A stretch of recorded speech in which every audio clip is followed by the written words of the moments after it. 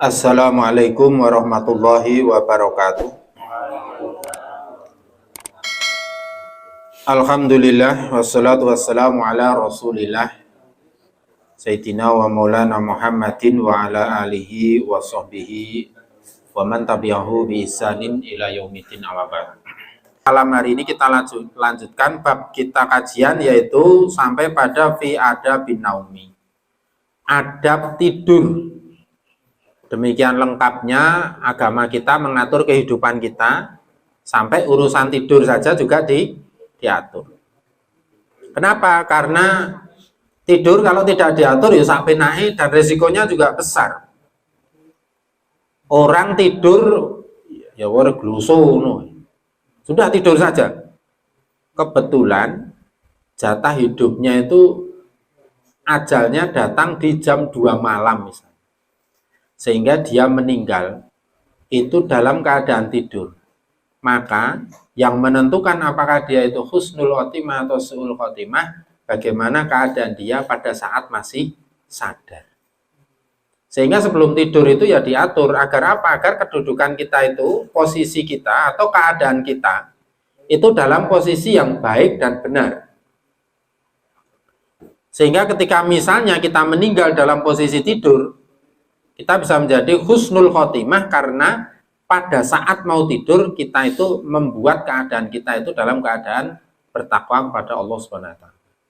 Maka pentingnya kita mengetahui adab-adab di dalam tidur. Dan tidur ini merupakan hak manusia. Kalau nggak pernah tidur itu artinya mendolimi dirinya sendiri, mendolimi tubuhnya.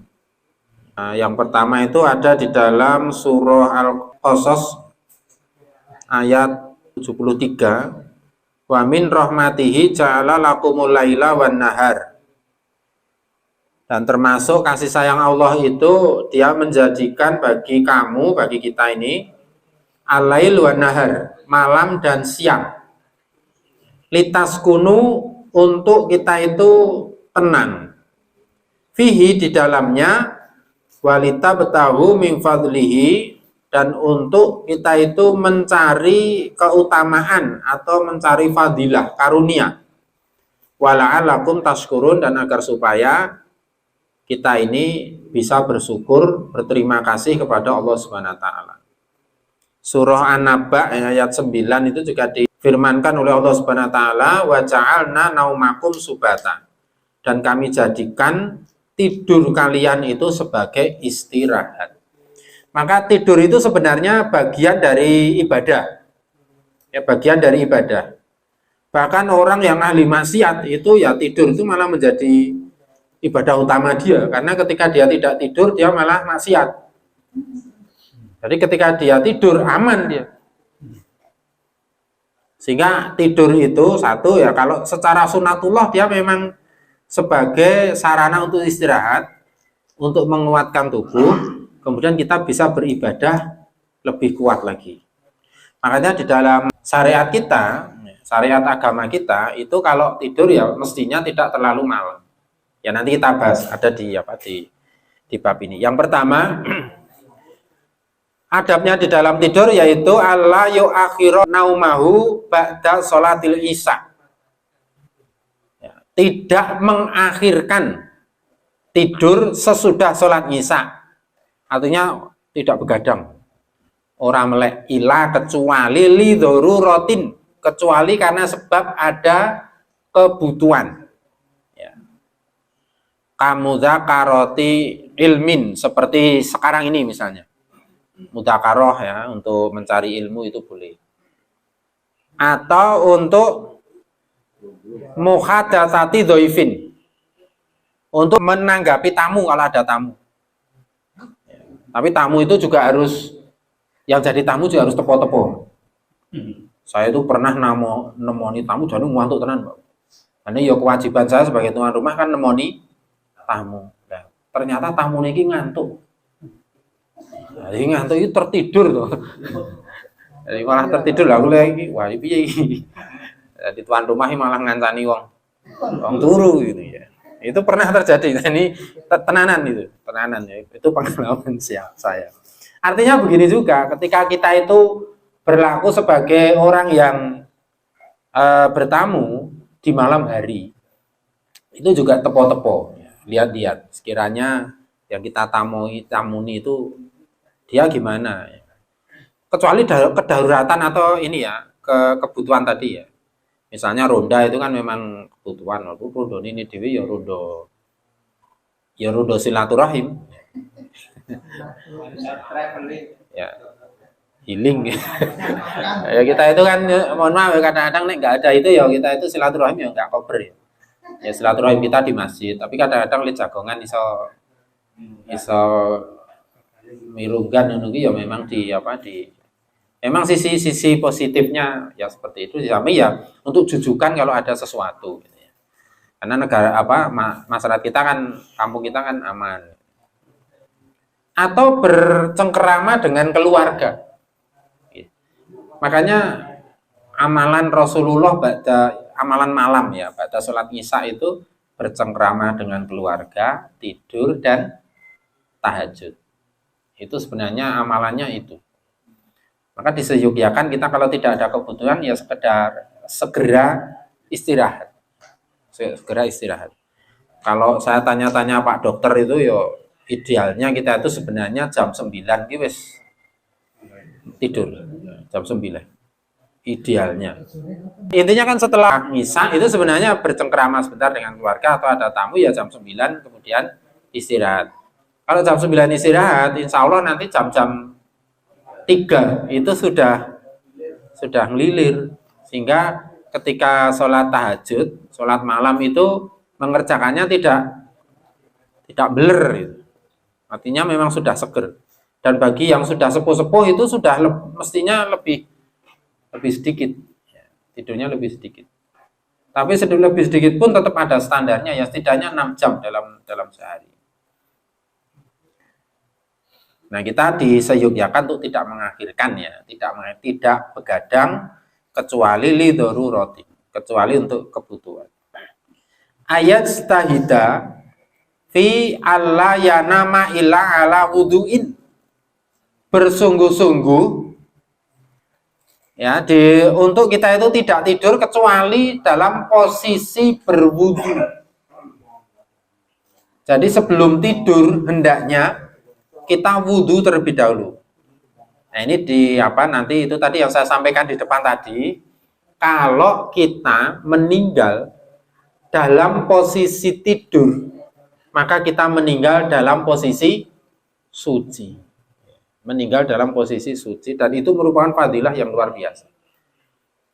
Para ulama-ulama atau orang-orang terkasih Allah, aulia, itu ketika mau meninggal karena firasatnya kuat, itu sudah mempersiapkan diri, sudah mandi besar, sudah mensucikan diri sendiri itu sudah mensucikan, walaupun nanti setelah meninggal ya disucikan lagi oleh yang hidup, tetapi dia sendiri sudah menyiapkan diri. Nah kita karena tidak tahu ya, kita kan tidak tahu mati kita kapan, maka hendaknya kita mempersiapkan diri termasuk di bagian hidup kita yang bernama tidur. Sehingga ketika kita itu nanti meninggal dalam posisi tidur, posisi kita itu dalam keadaan suci. Maka hendaknya wudhu. Ayo, wah aku semantuk bahasan wudhu mah melek meneh rasida turu. Tapi insya Allah nanti diam sebentar, kemudian insya Allah nanti kita kalau memang sudah ngantuk ya tidur. Kemudian ayyana ma ibtidaan ala sikihil aiman. Memulai tidur dengan bersandarkan pada lambung kanan. Lambung kanan berarti le tidur ki miring nengen. Ya, jadi sisi kanan itu berada di bawah, mengawalinya. Jadi memulainya. Ya. Wala ba'sa ayatahawwala ila sikihil aisar. Dan tidak apa-apa nanti berubah posisi menjadi miring ke kiri. Jadi yang pertama itu untuk mengawalinya itu hendaknya kita tidur kita itu miring ke kanan. Biasanya malah terlentang. atau mengkurep ya. Tergantung sikon wademen ya terus biasanya mengkurep. Tapi sebenarnya sunnahnya itu adalah miring ke kanan. Dan tidak terlentang ya.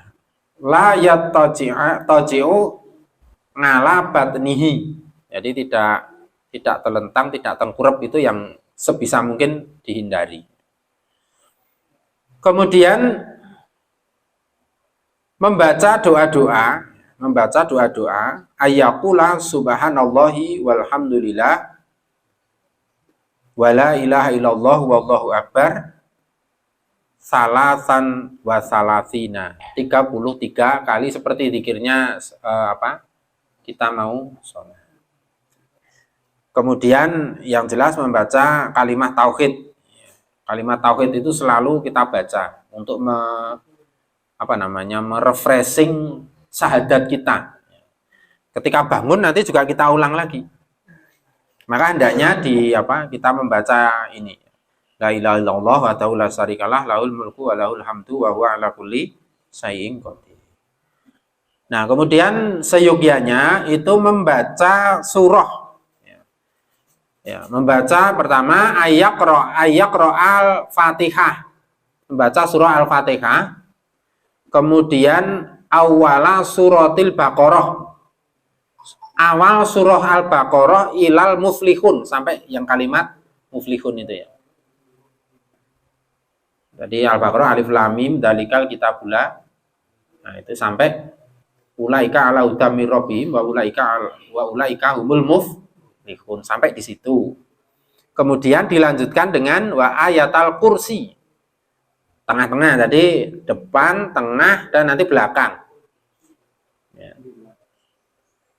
Ayat kursi Allahu la ilaha illa huwal hayyul qayyum. Kemudian yang ayat akhir penutup itu lillahi ma fis samawati wa ma fil ard wa in tubdu ma fi anfusikum aw tukhfuhu yuhasibukum bihillah. Kemudian yang terakhir, ini menjadi keutamaan juga ketika hendak tidur itu membaca surah Tabaruk. Ya, surah Tabaruk. Ini agak panjang memang. Ya. Tabarakalladzi biyadihil mulku wa huwa ala kulli syai'in qadir. Alladzi khalaqal mauta wal hayata liyabluwakum ayyukum ahsanu amala. Ya. Itu di juz 29. Juz 29. Jadi awal surat di juz 29. Surat apa? Surah Al-Mulk sebenarnya itu. Surah Al-Mulk, tapi biasanya mendapat istilah itu surah Tabaruk karena diawali dengan kalimat tabarakalladzi. Ya. Nah, bagi yang membaca itu insya Allah itu sebagai junah. Junah itu tameng. Orang yang selalu di dalam hatinya itu ada bacaan Tabaruk, maka dia ditamengi dari api neraka. Maka ya monggo diapalke Insya Allah kita kalau ngapalke ya berapa ayat ya lupa saya. Kang tuh gino apal ora Tabaruk. Jadi insya Allah kalau apal kan kita bacanya bisa tidak harus pegang gitu ya. Artinya ketika dimanapun kita sedang bepergian pun ketika mau tidur hafal maka kita bisa membaca itu. Ya. Dan insya Allah kita dijauhkan dari gangguan jin. Sehingga ketika nanti kita membaca itu, ya, yang tadi ya seperti syukur nanti ditambah lagi 3 kul ya, atau 4. 4 itu kul ya ayyuhal kafirun, kemudian kul huwallahu ahad, kul a'udzu birabbil falaq dan kul a'udzu birabbin nas. 4 kul atau 3 kul misalnya.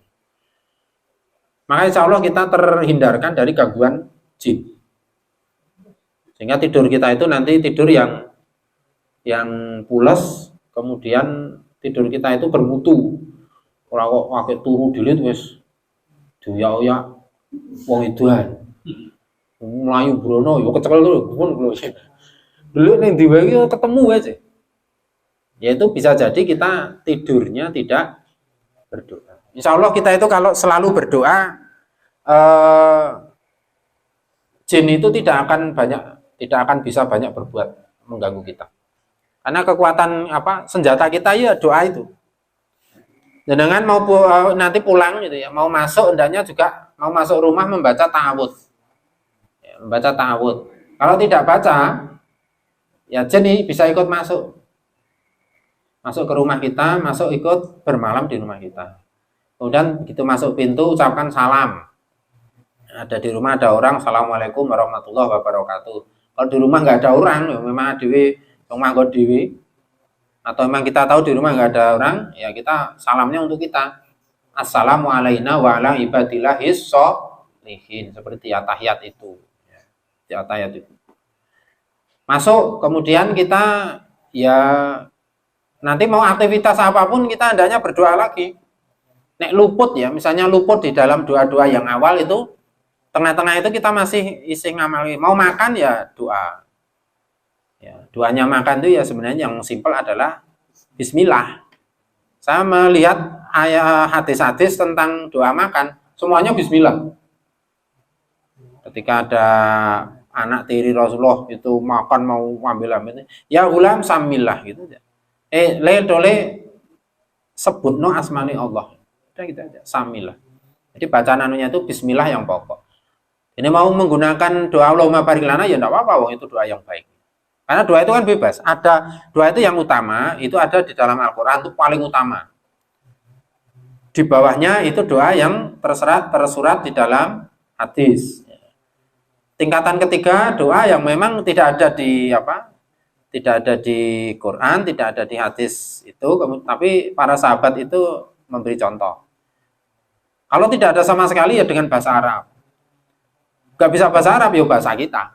Boleh nggak berdoa dengan bahasa kita? Boleh banget. Silahkan. Tapi kalau nggak bisa doanya ya doa pakai bahasa kita. Mau masuk kamar mandi doa lagi. Allahumma ini a'udzubika minal khubthi wal khaba'ith. Saya berlindung dari setan lanang, setan wedok. Mau berhubungan suami istri ya ndonga ora ujas-ujas. Doanya apa toh? Allahumma barik lana. Allahumma jannibna syaiton wa jannibis syaiton nama rozaqtana. Ya Allah, jauhkanlah aku dari setan dan jauhkanlah apa yang Engkau rezekikan ini dari setan. Kalau nggak berdoa ya mereka akan ikut campur tangan. Sehingga nanti jangan heran kalau seandainya ada menjadi satu keturunan, ya keturunannya rodo songong karena ternyata biyen gawe kecampuran setan kuwi mau. Karena nggak lupa tidak berdoa. Bahkan nanti kalau adab misalnya adab berhubungan suami istri, ada wudhu, ya. Banyak ya anunya itu. Kemudian tidur kita tidur wes rasa sadar ya kita sudah di luar kendali kita. Tidur sudah kita nggak bisa apa-apa, itu sudah. Yang penting kan mengawalinya, tidur kita sudah mengikuti adab yang ada. Adapun setelah tidur itu sudah di luar kendali. Bahkan Rasulullah mengatakan rufi'al qalamu an salasatin, diangkat pena itu dari 3 orang. Nah, salah satunya adalah anin naimi hatta yastaiqidu. Dari orang tidur sampai dia bangun. Jadi orang tidur itu tidak kena hukum. Ono wong turu nglindur nyolong pelem. Dipangan nganti entek. Ning nglindur tenan lho. Itu ora dosa. Ning ora pura-pura nglindur. Nek nglindur kan dia sebenarnya posisi tidur, sehingga orang tidur itu tidak kena hukum. Rufi'al qalamu, diangkat pena. Kemudian setelah bangun maka yang harus segera diucapkan adalah kalimah tauhid. La ilaha illallah. La ilaha illallah wahdahu la syarikalah, lahul mulku wa lahul hamdu wa huwa ala kulli syai'in qadir. Terus baca subhanallahi walhamdulillahi wa la ilaha illallah. Jadi pertama yang diucapkan adalah ini tangi-tangi wis kumat. Jadi rakober melayu. Tapi ini menjadi kebiasaan. Kemudian doa bangun tidur bismika Allahumma ahya wa bismika amut. Kemudian setelah membaca kemudian mengarahkan pandangan kita itu ke atas. Mengarahkan pandangan kita ke atas sambil membaca inna fi khalqis samawati wal ardh. Jadi banyak, insya Allah kalau kita menengadahkan ke atas, hikmahnya adalah menghilangkan rasa bahasa kita itu ayub-ayuben. Jadi menghilangkan ayub-ayuben itu naik ke atas. Jangan langsung berdiri. Jadi posisi bangun tadi itu dari bangun ya, kemudian duduk, kemudian membaca doa. Duduk dulu, jangan langsung berdiri. Ya, apapun pokoknya jangan langsung berdiri, dan itu cukup membahayakan. Jadi kalau bangun itu kesusu apapun tenang dulu, ya. Tenang dulu. Kecuali kesusu gempa. Gempa itu refleks, itu pun kan cukup berbahaya. Orang lari juga kalau di Jepang itu sebenarnya di sana malah nggak lari ya, karena sudah dibuat dalam satu rumah itu ada tempat-tempat yang memang bisa dipakai untuk berlindung, misalnya meja yang kuat. Jadi kalau misalnya dia lari keluar jauh, dia cukup berada di bawah meja. Tekniknya seperti itu. Dan Jepang itu kan termasuk yang paling tinggi intensitas gempa dan intensitas tsunami-nya. Nah, kita itu juga ternyata juga potensinya besar karena kita berada di lempeng ya. Karena lempeng itu kan antar benua. Yang mengangkat pandangan kita ke atas. Kemudian boleh menyempurnakan bacaan kita seperti bacaan Allahumma bika'as bahna. Jadi kita berpagi-pagi, yang sudah pagi ini. Tapi biasanya kita baca setelah kita melaksanakan sholat subuh. Itu Bapak-bapak dan saudara-saudara berkaitan dengan adabnya tidur. Oke, untuk bab ini, bab adab sudah sampai komplit kita sampaikan. Insya Allah minggu depan kita akan masuk nanti ke fikih ibadah. Nanti kita mulai dari toharoh. Toharoh itu biasanya diawali dengan bab niyah atau bab air. Nanti kita akan bahas mulai ya nanti detail. Ini agak rada karena fikih itu cukup rumit kalau dibahas, dan mungkin akan berbenturan dengan antar pendapat. Tapi tidak apa-apa, biasa. Jadi ada madhab ini begini, madhab itu begitu. Nanti kita kaji bersama-sama sehingga ketika kita menemui orang yang berbeda di dalam ibadah kita, itu kita paham madhabnya seperti apa. Dan kita tidak menjadi bersifat korbidongonowe bermusuhan itu. Biasanya kan karena yang bermusuhan itu karena kekurang pahaman. Tapi ketika sudah paham, itu karena memang dia mengambil seperti itu ya. Macam-macam, misalnya ngangkat ini langsung at-tahiyatu lillah langsung, ada yang asyhadu alla ilaha illallah, macam-macam.